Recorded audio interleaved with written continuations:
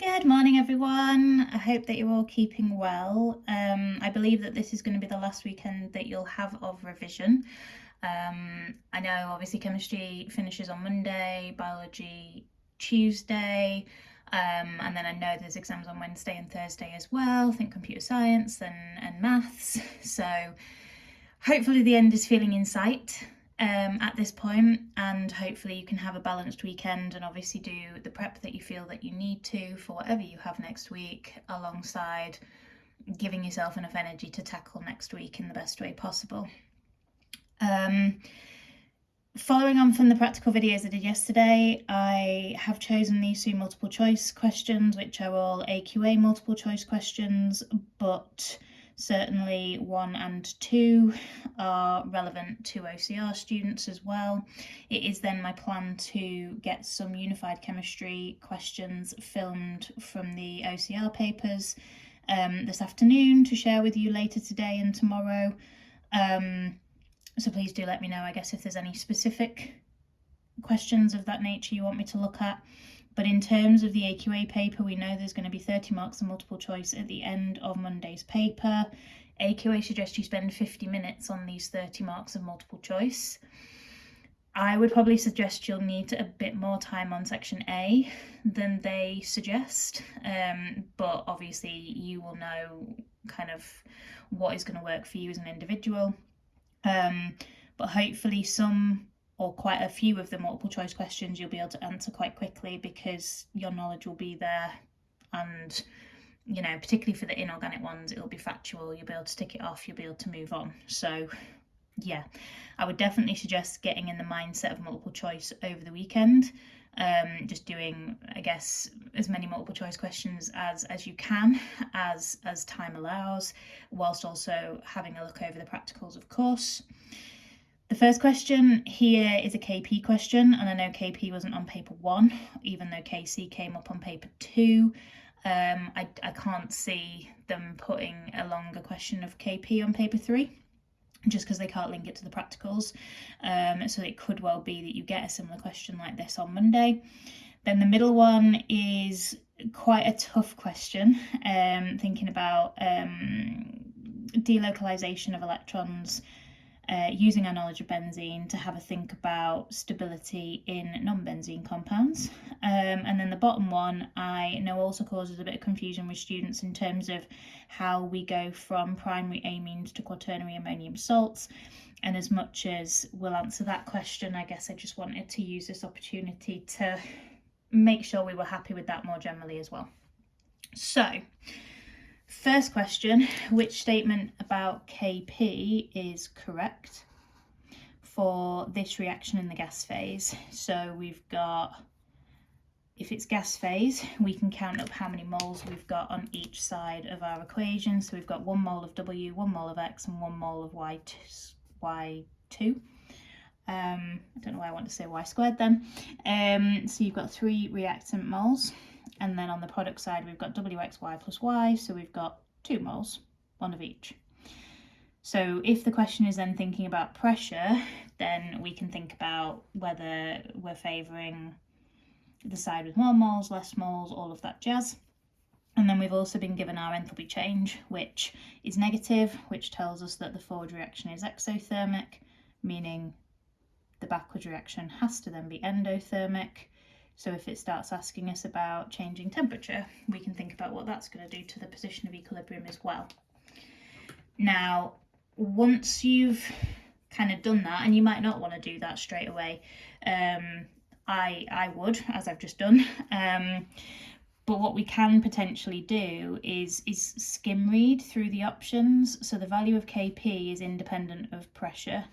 Value of Kp increases as pressure increases. Value of Kp increases as temperature increases. The value of Kp is independent of temperature. The thing we have to remember is that Kp is very much dependent on temperature. And if we change the temperature, the value of Kp would be different. So that is definitely not correct. But by the same kind of thought process, the only variable that Kp is dependent on is temperature. So the value of Kp is independent of pressure. Yes, it absolutely is. That is true. So immediately, without having to even use this information, we've got our right answer. And of course, it's all about being as efficient with time as possible. So whether you would then not even check the other options, I guess it depends on how much time you have, how confident you are in your answer. But KP is independent of pressure. So then the value of KP increases as pressure increases. That has to be wrong, because increasing the pressure, yes, it would shift the position of equilibrium, but that would then re-establish itself and not change the value of KP. So that is also then immediately wrong. So I guess the only other one that could have been right is C, because KP will change as we change temperature. It's just whether it's changing in the right way, I suppose. So if we increase the temperature, that's going to favour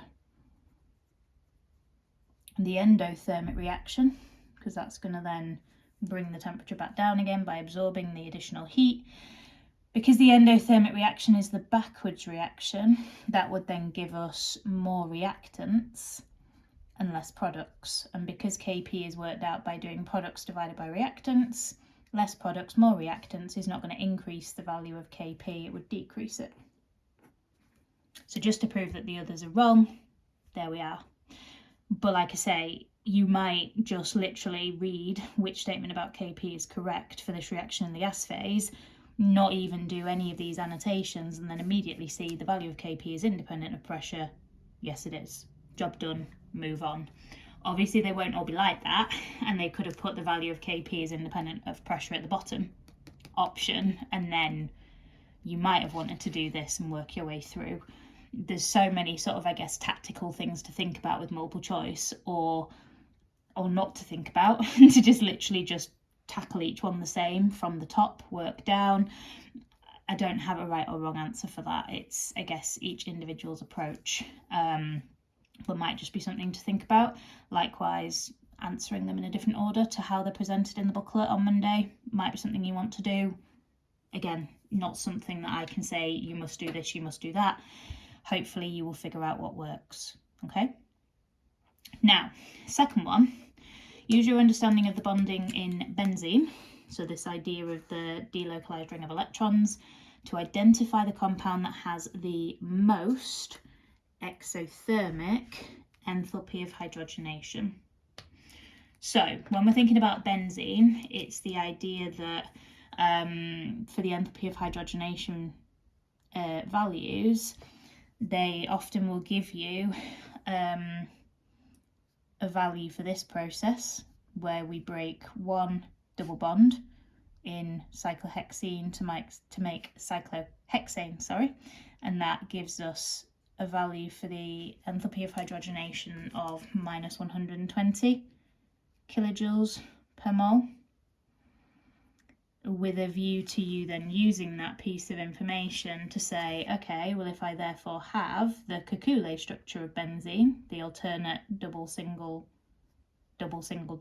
bond, and I use 3 lots of H2, and again make cyclohexane, that we would have an enthalpy of hydrogenation value of minus 360 kilojoules per mole. And you don't have to remember these numbers. You'll be given probably the top one. You would then need to use that to say, okay, so the Kekulé structure would give us a value for the enthalpy of hydrogenation of minus 360. And then what we actually learn, or what the scientists actually learned when they did this with benzene, is that it wasn't that we ended up with an enthalpy of hydrogenation value of minus 360, it ended up being minus 208 kilojoules per mole. And that immediately told us that benzene was more stable. Just chucked my pen on the floor, my apologies. That benzene is more stable than expected.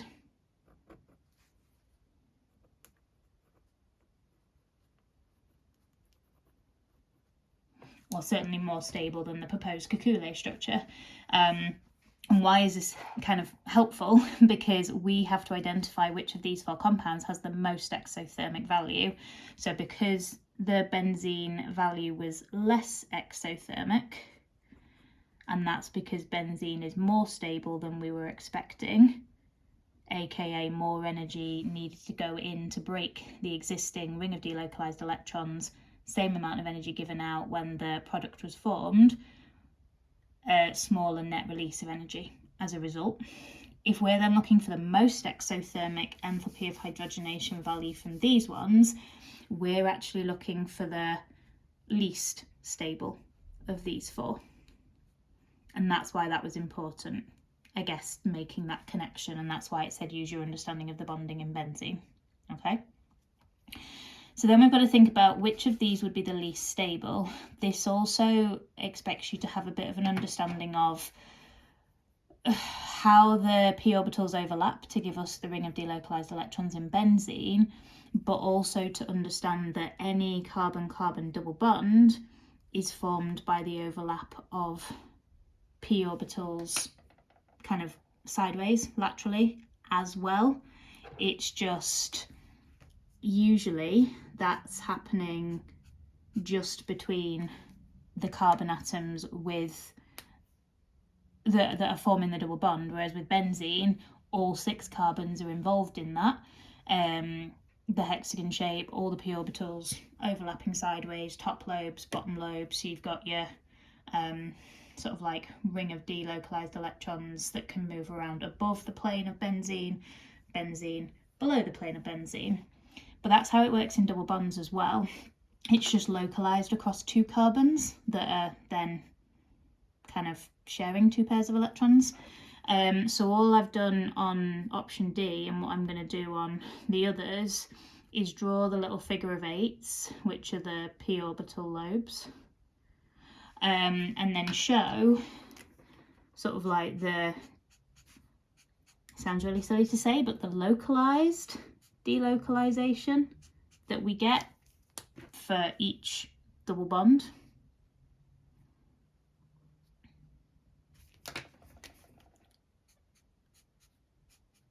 And then what we can hopefully see is that in option B, C, and D, because of the fact that we've got a double, single, double bond, double, single, double bond, double, single, double bond, we can benefit from additional delocalization, because not only will you have delocalization within each individual double bond, there is scope for you to have additional delocalization between those double bonds.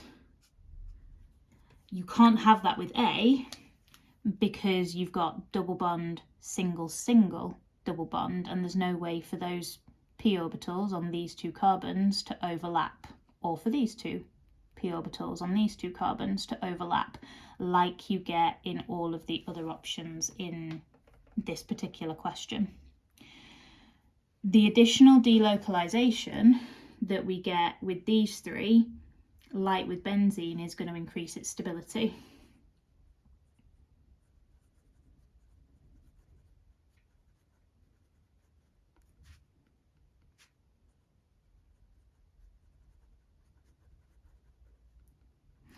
And that means that they will have less exothermic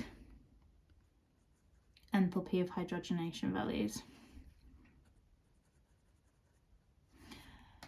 A, because it can't benefit from any additional delocalization, because we don't have p orbitals on adjacent carbons, that's going to be the one that is the least stable and thus have the most exothermic value. And hopefully breaking it down by thinking about benzene first can help you to see, I guess, where this is coming from. It's not just benzene where you can have that delocalization, it's just benzene, every single carbon is involved. Yes, in D, every single carbon is involved, but it's certainly not in C or B, but we have benefited from some additional delocalization. A, we have not at all. Okay. And then finally, for the last question, what type of reaction is used to convert CH3,3N, which actually isn't a primary amine, it's a tertiary amine, but we can think about it from primary amine point of view as well, into the cationic surfactant of this? I guess couple of things that spring to mind just in what's mentioned in the question. This is a tertiary amine. The product is a quaternary ammonium salt.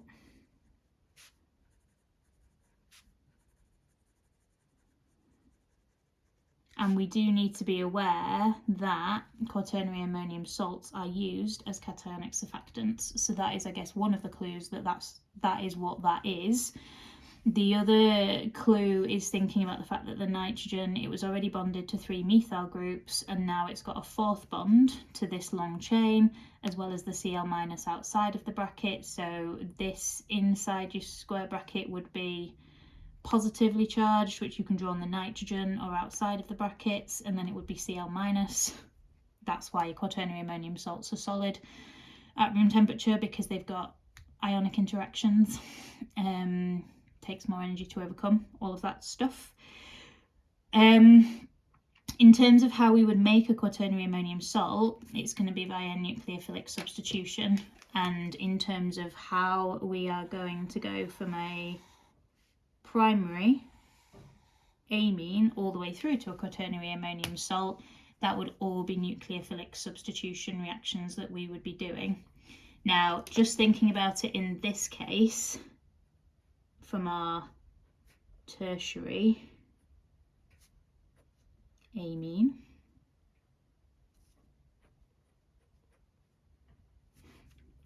and we end up with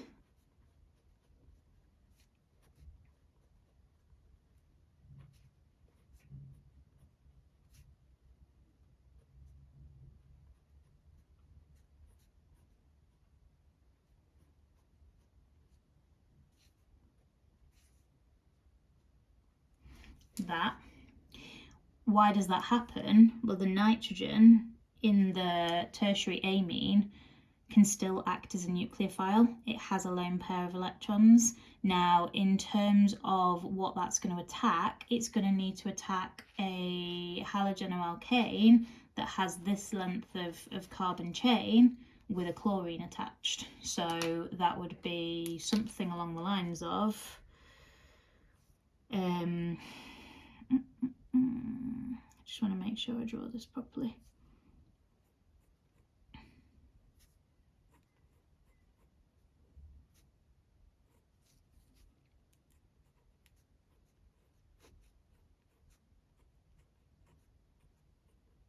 Something along the lines of that. And so the carbon bonded to the chlorine would be delta positive, the chlorine would be delta negative, and the lone pair of electrons on the nitrogen would attack the delta positive carbon, because that's what nucleophiles do. They donate a pair of electrons. And obviously negative things will be attracted to positive things, or partially positive things. And then that's going to swap places with the chlorine, and that's why it's a substitution reaction, because the chlorine was already on this halogenoalkane. Chlorine ends up coming off. We end up substituting the N with the 3 CH3s onto that carbon in its place. That's what we would have done to make this tertiary amine in the first place as well. So we would have started initially, and I know this isn't what the question is asking, but hopefully this will be helpful nonetheless. That would not be that.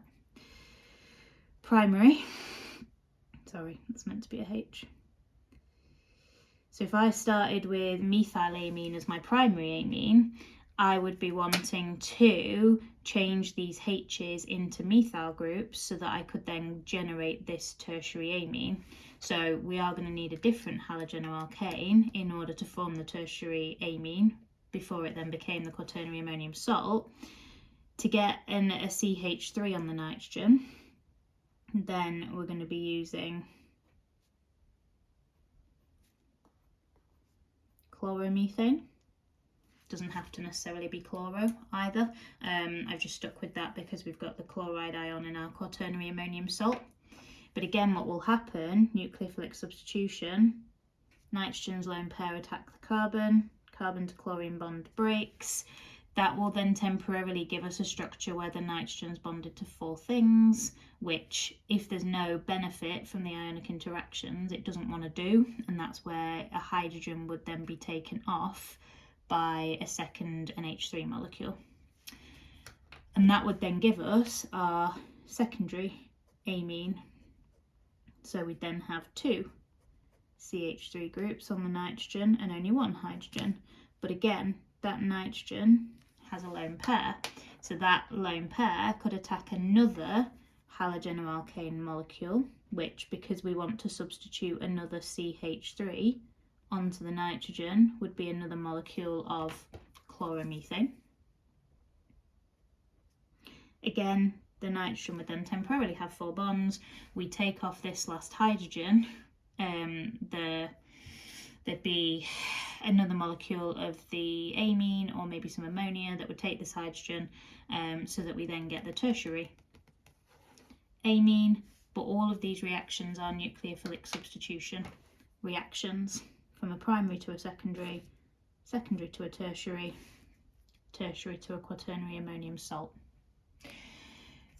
The bit that I think causes the most confusion with this is when we want to use an excess of ammonia, or when we want to use an excess of the amine versus when we want to use an excess of your halogenoalkane. And the only way we're going to get this further substitution happening is if there is more halogenoalkane for the secondary amine to then attack, and then the tertiary amine to attack. So anytime you are using an excess of your halogenoalkane, you will get further substitution. And that's going to then give you a mix of products, unless you use a very, very, very, very, very large excess, leave the reaction going for a long time, and then you should eventually end up with all quaternary ammonium salt. Whereas if we start with a halogenoalkane and we use an excess of ammonia, or if at the end if we were to start with our primary amine and use then an excess of whichever amine it is that you're starting with, you will hopefully only do 1 additional substitution. So if you started with ammonia, you'd just make primary amine. If you started with primary amine, you'd just make secondary amine. Started with secondary, you'd only make tertiary. So that is thinking about favouring, where possible, mono substitution. Now, ideally, you would get mono substitution, but as soon as, for example, thinking about the conversion from primary to secondary, as soon as we've made a secondary amine, that will compete with the primary amine to attack that delta positive carbon.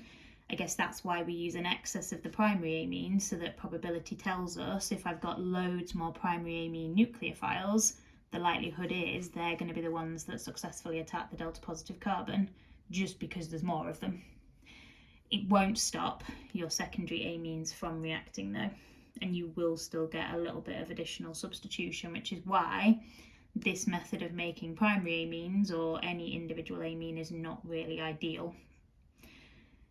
If you can make an amine via a nitrile, much better way of doing it. Okay, so for this question, the mechanism is nucleophilic substitution, and it's substitution because we're swapping the alkyl group of the halogenoalkane. No, sorry, we're not. We are swapping the chlorine on the halogenoalkane with the tertiary amine to give us this quaternary ammonium salt. But in other questions, if they're asking you about how we can go about getting further substitution, what conditions we need, or how we would end up with mono substitution, it's thinking about which of your reagents is going to be in excess. Okay? I feel like I've made that quite a long video, for which I do apologise, but I hope that you'll agree that it's all useful information to have. Any questions, as always, guys, please just let me know in the video and I will get back to you as soon as I possibly can. Like I say, wishing you a productive but balanced weekend, and if this is the last video you watch before the exam on Monday, then let this be the good luck sign off from me that you might need, and yeah, I hope it goes really well. Take care of yourself, guys. See you soon. Bye.